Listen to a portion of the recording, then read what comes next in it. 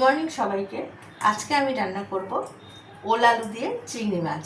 তার জন্য আমার লাগছে এখানে 500 গ্রাম মতো চিংড়ি মাছ আছে, যেটাকে আমি কেটে ধুয়ে বেছে রেখেছি এবং নুন হলুদ দিয়ে মাখানো আছে। আর তার সাথে আমার লাগছে ওল আর আলু, এটাকে কেটে ধুয়ে আমি এরকম সাইজ করে কেটে নিয়েছি।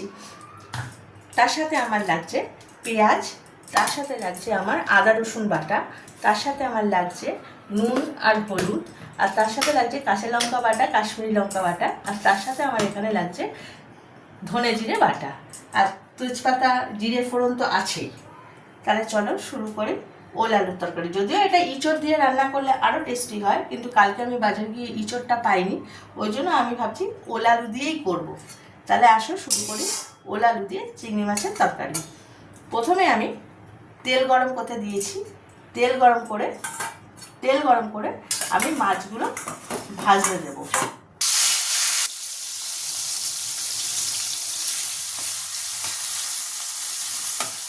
আমি মাছগুলো ভাজতে দিয়েছি, আমি তেলটা গরম করতে দিয়েছিলাম, মাছগুলো আমি ভাজতে দিয়েছি। মাছগুলো আমি বেশি ভাজবো না, হালকা ভেজে নেবো। আর গ্যাসের ফ্লেমটা আমি মিডিয়াম টু লোতেই রাখবো। আর তার সাথে আমার লাগছে এখানে কিছুটা টমেটো কেটে রেখে দিয়েছিলাম। এই টমেটো দিয়ে আমি ওল আলুর তরকারিটা করব। মাছগুলো ভাজা হয়ে গেছে। এবারে আমি মাছ ভাজার তেলে আরেকটু আমি তেল দিয়ে দিয়েছি কড়াইতে। তার মধ্যে আমি এখানে ফোড়নে দেব একটু জয়িত্রী,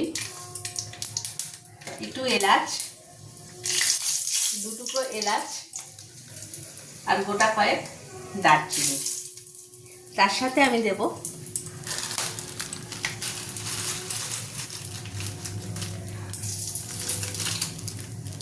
দুটো তেজপাতা, আর তার সাথে গোটা জিরে ফোড়ন দিয়ে দেবো। তার মধ্যে আমি পেঁয়াজটা দিয়ে দেবো।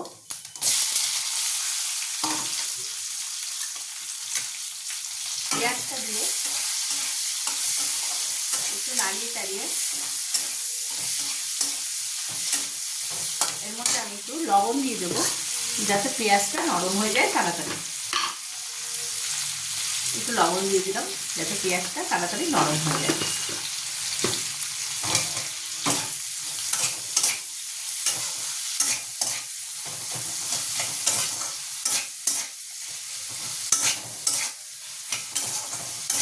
এর মধ্যে আমি কেটে ধুয়ে রাখা যে টমেটোটা ছিল সেটা আমি এর মধ্যে দিয়ে দেবো। এবারে আমি ততক্ষণই নাড়বো যতক্ষণ না পেঁয়াজটা গলে যায়। এর মধ্যে আমি এই চামচের 1 চামচের মতো একটু আদা রসুন বাটা দেবো, আর একটু দেবো আদা রসুন বাটা দিয়ে আবার আমি একটু নাড়িয়ে দেবো।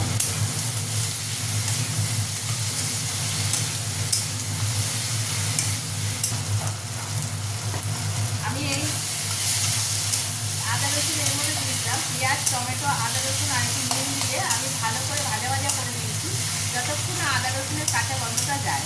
আমার আদা রসুনের কাঁচা গন্ধটা চলে গেছে। এবারে আমি এই কেটে নিয়ে রাখা যে ওল আলুটা, এটাও আমি এর মধ্যে দিয়ে দেবো।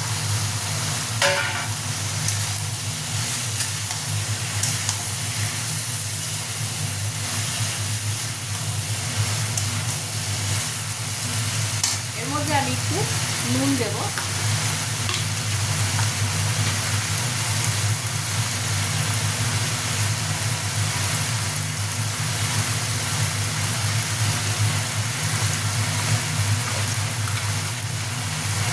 হলুদ দেবো, দিয়ে আবার আমি কিছুক্ষণ নাড়িয়ে নেব।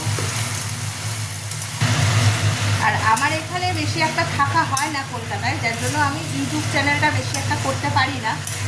যখনই করার সুযোগটা পাই তখনই আমার করতে হয়, কিন্তু আমি সব সময় যে পারছি তাও না, আমাকে আউট অফ স্টেশন চলে যেতে হয়, যার জন্যই আমার হাজব্যান্ডের কাজের সূত্রে, যার জন্যই আমার সবসময় আমি ইউটিউব চ্যানেলটা দিতে পারি না, ইউটিউবে রান্নার চ্যানেলটা আমি ভিডিও পোস্ট করতে পারি না।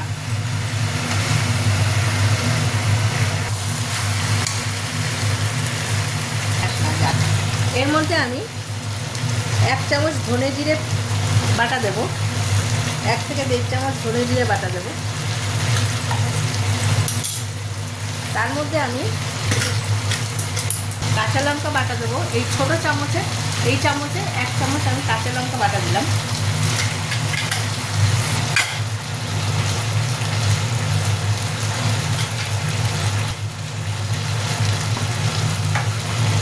এই চামচেরই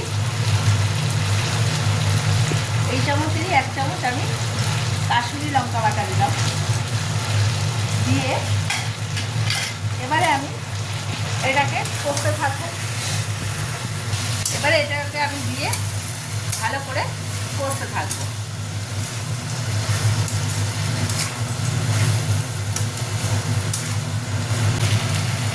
এবারে এর মধ্যে আমি এই যে ভাজা মাছগুলো আছে এগুলো দিয়ে দেবো। দিয়ে কিছুক্ষণ কষিয়ে নেব। আমি গ্যাসের আঁচটা একটু বাড়িয়ে দিয়েছি যাতে এই মশলাগুলো মাছের মধ্যে ঢোকে।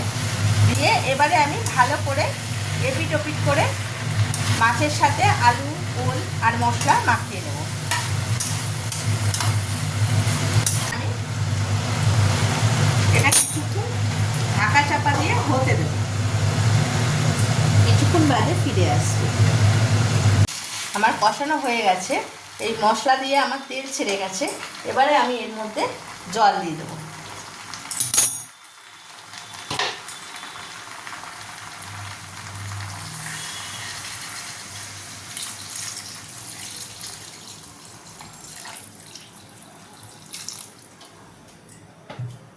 এবারে আমি এই জল দিয়ে এটাকে আমি সেদ্ধ হতে দেবো।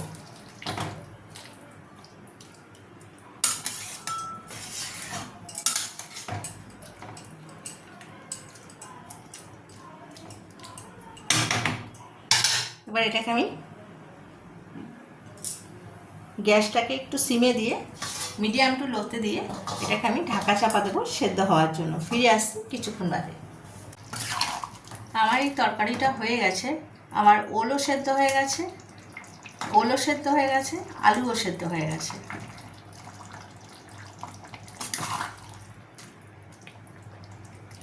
এই যে আলুও সেদ্ধ হয়ে গেছে, ওল আলু সবই সেদ্ধ হয়ে গেছে। তাও আমি আর একটু রাখবো যাতে ঝোলটা, যদিও ঝোলটা ওলে টেনে নেবে, তাও একটু রাখবো যাতে ঝোলটা টেনে একদম গামাখা হয়ে যায়। এটা ঠান্ডা হয়ে গেলে আরও বসে যাবে, ওলে আরও টেনে নেবে। ওল আর আলুতে ঝোলটা অনেকটা টেনে নেবে। তাও আমি একটু ঢাকা দিয়ে রাখবো, আর একটু 2-4 মিনিটের জন্য ঢাকা দিয়ে রাখবো, তারপরে ফিরে আসছি। আমার এই তরকারিটা হয়ে গেছে। ওল আলু চিংড়ি মাছ দিয়ে যে তরকারিটা আমি করেছিলাম সেটা হয়ে গেছে। দেখুন এটা ঝোল আছে ঠিক কথা। এটা যত ঠান্ডা হবে তত ওল আলুটা ঝোলটাকে টেনে নেবে। এর মধ্যে আমি দিয়ে দেবো গরম মশলা।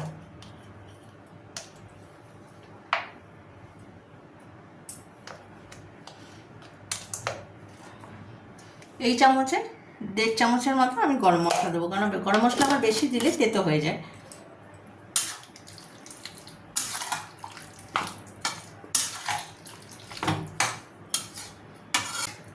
আমার ওল আলুর তরকারিটা হয়ে গেছে। এই রেসিপিটা যদি আপনাদের ভালো লাগে লাইক করবেন, কমেন্ট করবেন, শেয়ার করবেন, আর পাশের বেল আইকনটা প্রেস করে সাবস্ক্রাইব করতে ভুলবেন না। ধন্যবাদ।